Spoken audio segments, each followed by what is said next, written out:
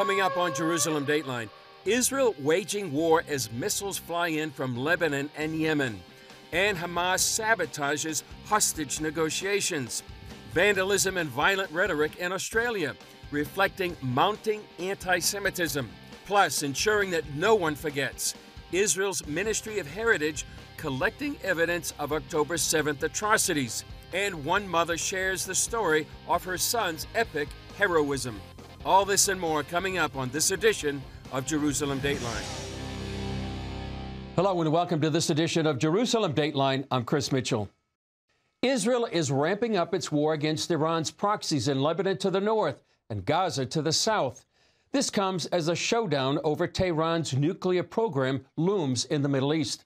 The IDF is expanding operations in Gaza and taking out Hamas leaders. It's also striking at Hezbollah forces after new attacks on the Galilee. Here's the latest. The IDF struck dozens of Hezbollah rocket launcher sites on Saturday, the largest attack since the ceasefire. The attacks followed a rocket launch from southern Lebanon towards the Galilee, which Israel called a blatant violation of the ceasefire. Hezbollah denies responsibility, but the IDF says the terror group is operating in the area. In Gaza, Israeli forces are expanding their military push, with another division preparing to enter the fighting. The operations have been ongoing since the end of the ceasefire last week, and Israel has pledged to continue any negotiations under fire. During the recent fighting, the IDF eliminated two major Hamas leaders. On Sunday, Israeli Prime Minister Benjamin Netanyahu visited new recruits for the Armored Corps. We're winning because we understand that in order to defeat our enemies, those who are closing in on us, we break through them with crushing ground force, in addition to the excellent work of the Air Force, intelligence, Navy, and of course the infantry.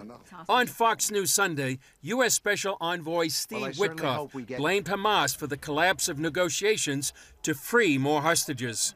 I was in Doha. I met with many of the Arab leaders at the Arab Summit. I thought we had a deal, an acceptable deal. I even thought we had an approval from Hamas. Maybe that's just me getting, duped. So this is on Hamas. The United States stands with the state of Israel. We need to be clear who the aggressor is here, and that is Hamas. Beyond the fighting in Gaza and southern Lebanon, National Security Advisor Mike Waltz addressed the major threat facing the region and says the Trump administration has clear goals for Iran and its nuclear program. Full dismantlement. Iran has to give up its program in a way that the entire world can see. And this is, look, as President Trump has said, this is coming to a head. All options are on the table. And it is time for Iran to walk away completely from its desire to have a nuclear weapon. Meanwhile, the Israeli cabinet agreed unanimously on a no-confidence vote to dismiss the attorney general, who it says is undermining the prime minister and his policies. The unprecedented vote follows the firing of Ronen Bar, the head of the Shin Bet, Israel's version of the FBI. Thousands of Israelis took to the streets to protest the firing, but many Israelis believe the prime minister has the authority and reasons to fire Bar and the attorney general. Israel also continues to face threats from within. An attacker ran over several people at a bus stop in northern Israel this morning, then began shooting, killing one 70-year-old man.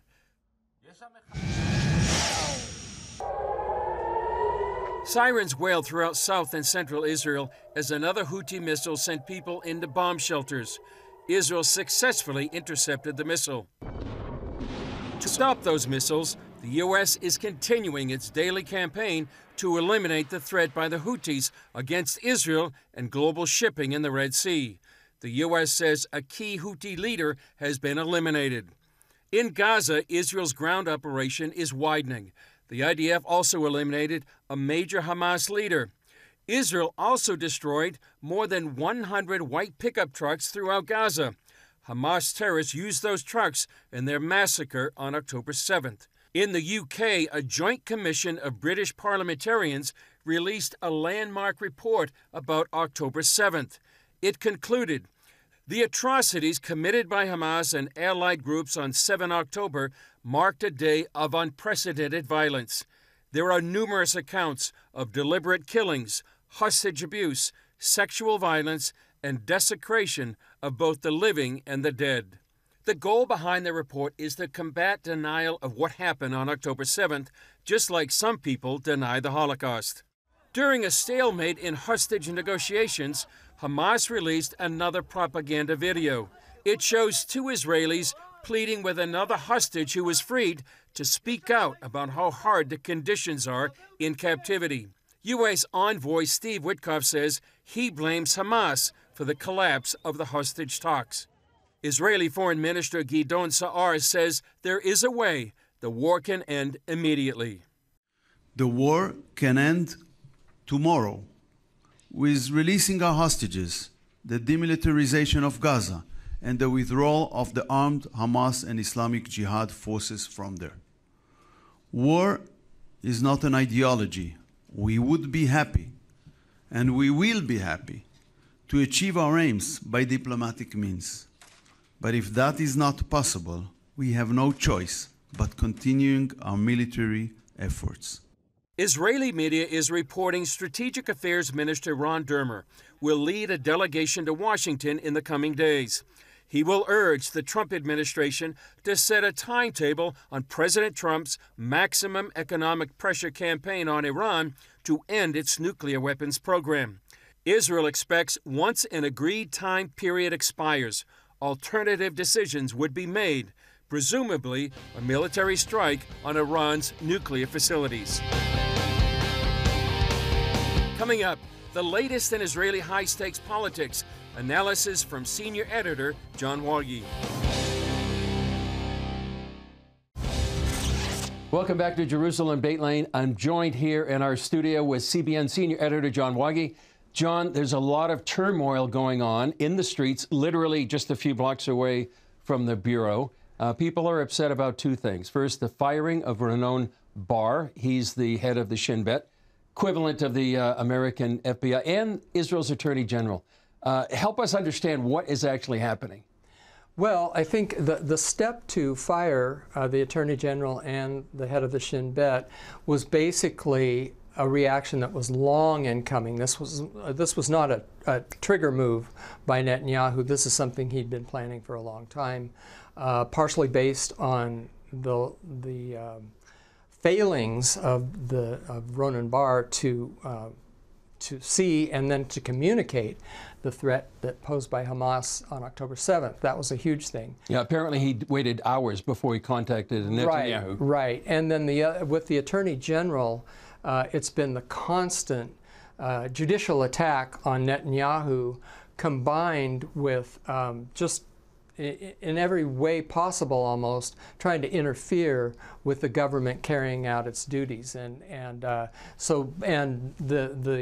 vote on the Attorney General was unanimous, and Ronen Bar was unanimous. Ronen Bar, both were unanimous, and so now you have a setup where the courts and the government itself are going to fight for who controls for the final say on these decisions.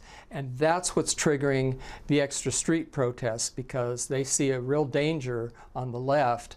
The judiciary is their power base, really, and they see it possibly vanishing if the government, the elected government of Netanyahu, can take back some of the powers which they claim are reserved for the people of Israel who work through their elected officials. It seems very reminiscent of what happened before October 7th with massive protests against the judicial reform, that battle power struggle between, is it going to be the Supreme Court who has the final say or the government? Yeah, the judicial, I would say, Chris, and you may have a different view, but I would say that the demonstrations were larger against judicial reform than they've been in favor of the hostages and against the Netanyahu government since then. They're still very spirited, and that leads to the question of who's funding all of this, because this has gone on nonstop since before the Netanyahu government took power in the end of December 2022. So that's a long time. Those riots, and keep in mind too that the leaders of some of these protests were the opposition to Netanyahu in the last election, and they have been monetized and mobilized and have been saying the same message that this government is illegitimate since before it took power at the end of December 2022. And trying to undermine the government. Right, at every turn. Yeah. And enlisting the help of Washington, D.C. under the Biden administration to facilitate it, which none of it worked. Yeah.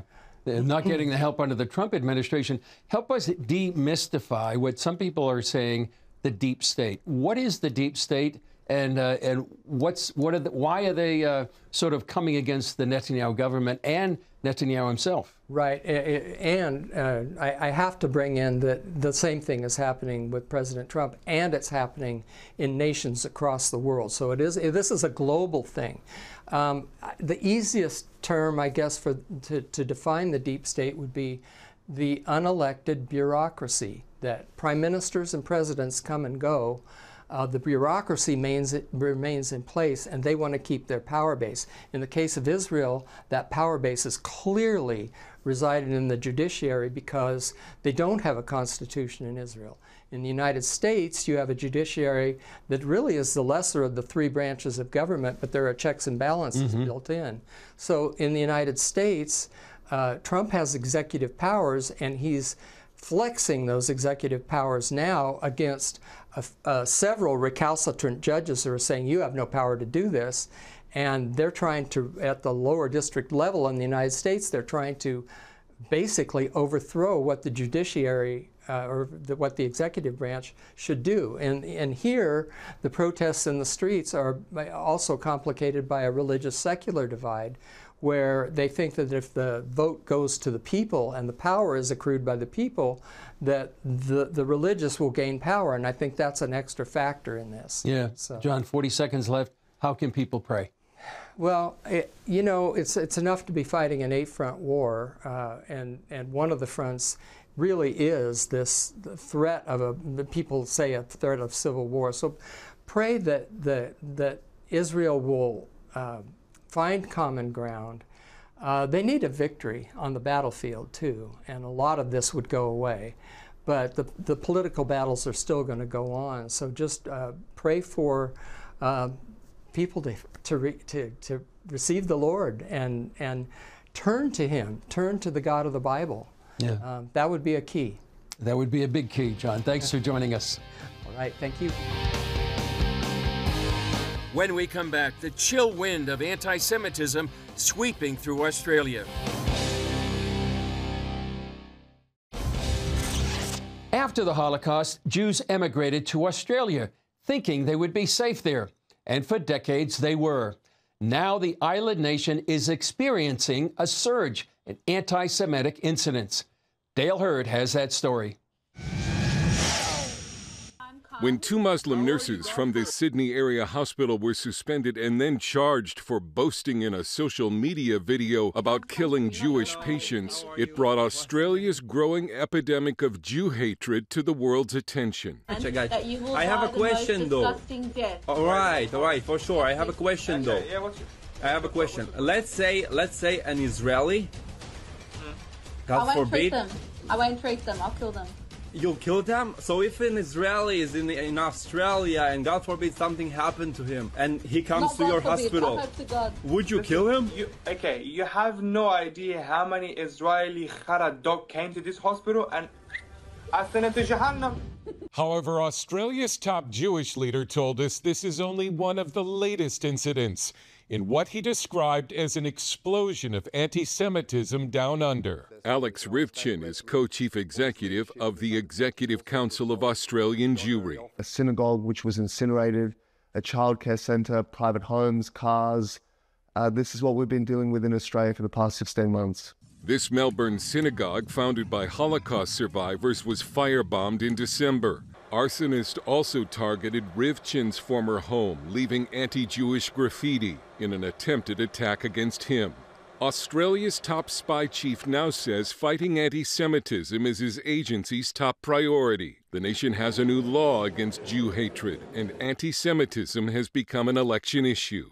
Rivchin says he's grateful something is finally being done, but says it should have happened sooner, like the day after October 7th, when an Islamic cleric in the streets of Sydney said he was delighted by the massacre, or when this pro-Hamas crowd chanted "Gas the Jews," or when Jewish buildings were vandalized and set on fire. And there was very little done about this. There was very little political condemnation from the necessary places. There was very little police action.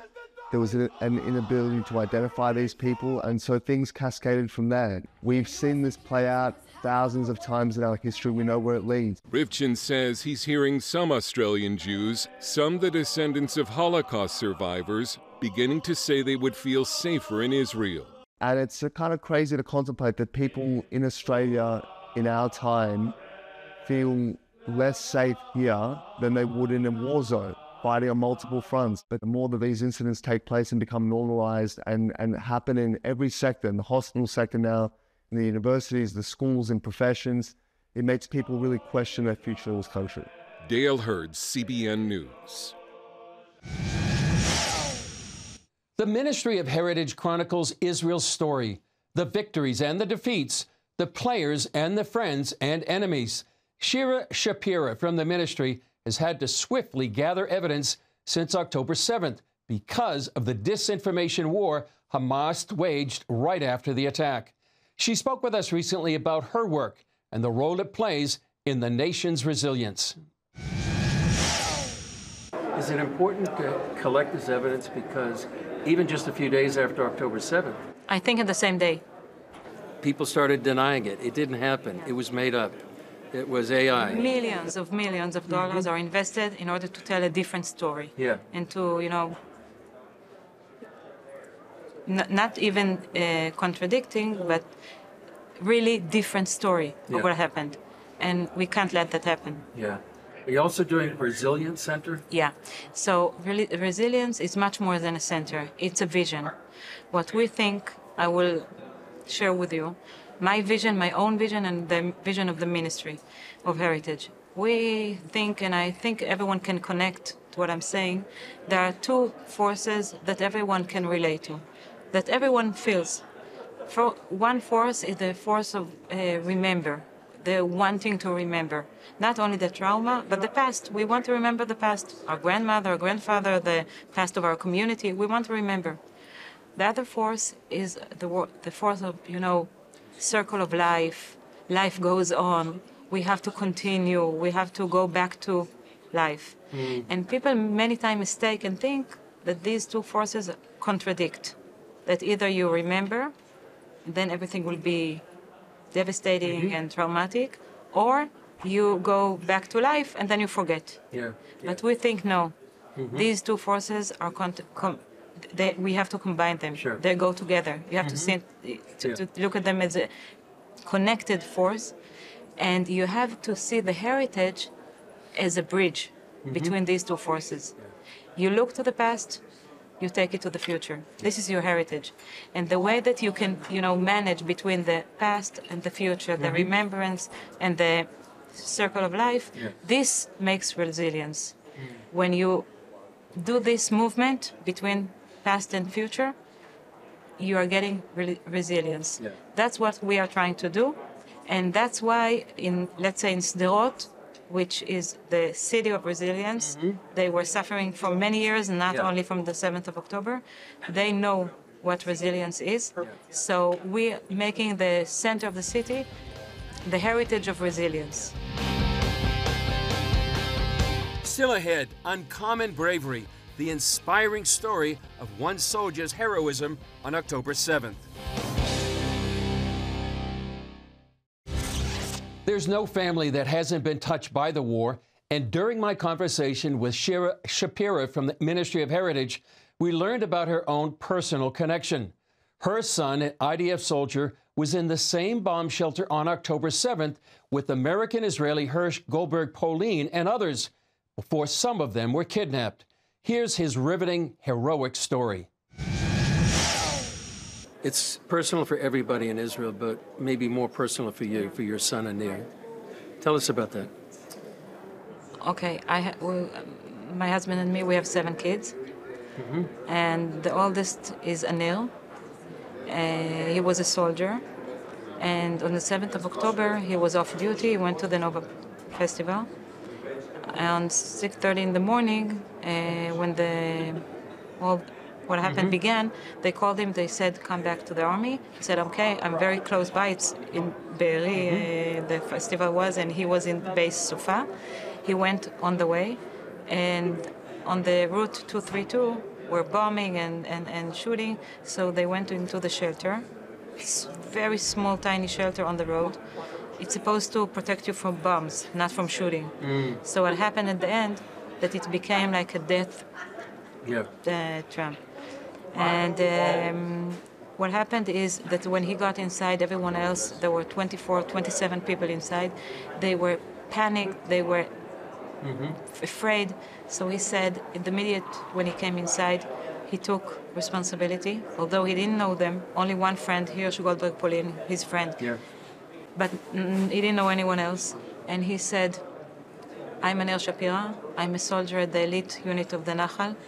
The army is on the way. Everything will be okay. I will protect you. And he calmed everyone down. So the people inside said, we're so happy you're here. You're calming us down. Thank you for coming. And then he thought that they will enter. He found a bottle of beer on the floor, and he broke it in order to have something, sharp to attack when they enter. But they didn't enter. They didn't have the courage to enter. The terrorists, and they were only shooting. And he understood that they were going to throw grenades inside. So he told everyone inside, they will throw grenades. I will pick them up and throw them back. If I miss or if I get injured, you should continue after me. And that's what he did. The first grenade came inside. He picked it up and threw it back on the terrorist. And the second one, again. The third one, again. Not once, not twice. 8 times he picked the grenades up and threw it on the terrorist. When they understood that they can't beat him with grenades, they brought RPG and they shot him.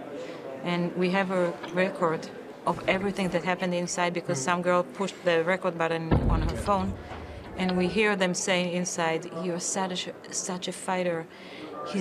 They're talking to themselves, the people inside. He's throwing all the grenades. You're a king. What you're doing for us?